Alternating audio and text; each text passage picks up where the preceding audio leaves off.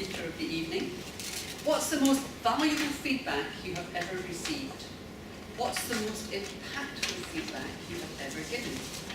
Richard has spent over 20 years helping businesses get the best from their people, and people get the best from themselves. People's ability to give and receive high-quality feedback is an essential part of any performance improvement process. To unlock the secret to his top feedback tips, please welcome Richard Locke.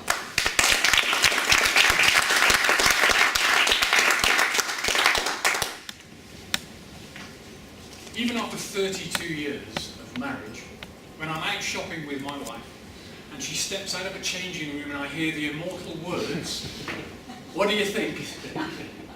my blood runs cold and I start to panic. She's asking me for feedback. My heart is beating faster and I want to run.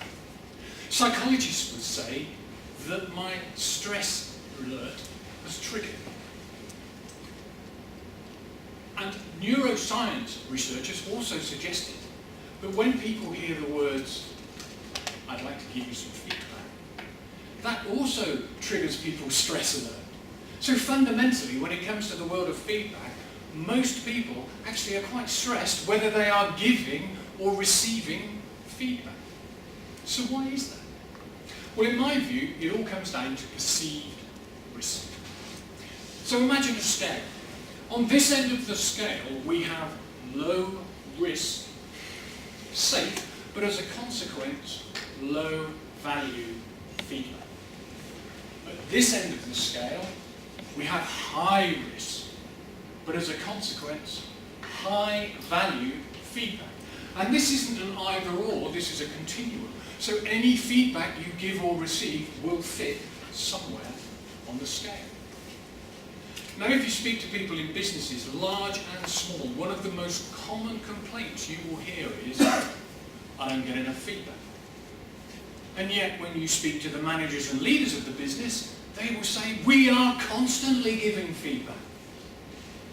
So why the gap? Well, in my view, the reality is it's to do with the quality of feedback. And there are many, many factors that can influence the quality of feedback.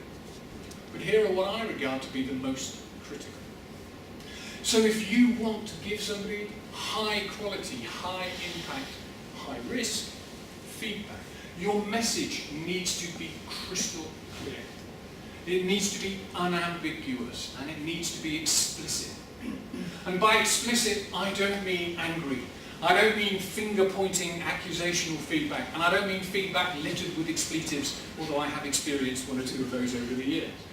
I mean a crystal clear, easy to understand, hard to misinterpret message. The challenge is for most of us, we spend a lot of our time mitigating the risk. We move to the left of the scale and we do that by hinting, suggesting and implying. You know, you're in a meeting, you're waiting to start and somebody enters 10 minutes late and you tut and roll your eyes. You think you've sent a message to the person, but they haven't got it. The chances are they haven't even noticed.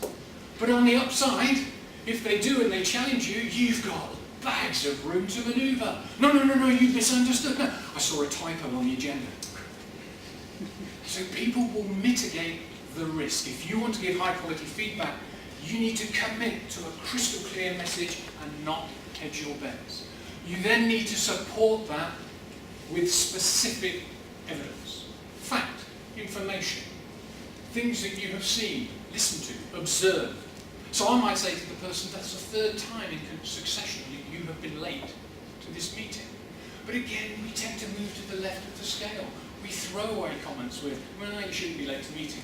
Or we have an aside with somebody saying, "Oh, I hate being late for a meeting," but we say it loud enough and hope that the other person hears. But guess what? They won't get it.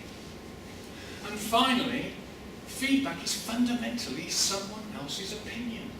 That's all it is. And so when you're giving feedback to somebody, position it as your opinion. Use phrases like, "In my view, I think that means." That's the third time you've been late for this meeting. And in my view, that's disrespectful to all the other people who are wasting their time waiting to start. And when you're receiving feedback, it is just someone's opinion. Now, you may believe they have a block vote. You may think some people's opinion is worth more than others, but the general rule of thumb, the trend, is your friend. So if one person says you're a horse, smile. If 2 people say you're a horse, thank them. But if 3 people say you're a horse, go out and buy a saddle. Thank you.